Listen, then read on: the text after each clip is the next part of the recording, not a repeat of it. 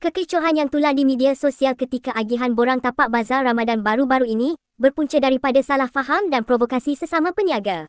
Exco Kerajaan Tempatan, Perumahan dan Kesihatan Negeri, Datuk Wan Sukairi Wan Abdullah berkata, hasil siasatan Majlis Daerah Besut mendapati insiden itu berlaku pada Isnin lalu, 29 Disember 2025, kira-kira jam 9 pagi ketika proses penjualan borang permohonan tapak bazar Ramadan sedang dijalankan oleh pihak penganjur. Wan Sukairi berkata, dianggarkan kira-kira 100 peniaga berada di hadapan pintu pagar MDB pada waktu itu bagi membeli borang permohonan tapak bazar Ramadan.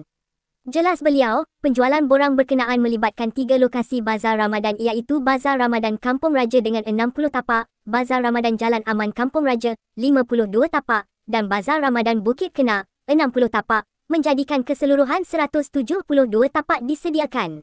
Mengulas langkah kawalan yang diambil, beliau berkata pihak penganjur telah menghadkan pembelian kepada 2 keping borang sahaja bagi setiap peniaga, selain menyediakan garisan serta laluan beratur mengikut lokasi bazar.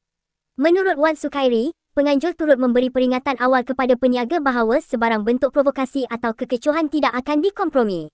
Jelas beliau, kejadian tersebut merupakan kes terpencil memandangkan penjualan borang berlangsung selama 2 hari dan kekecohan hanya berlaku pada hari pertama.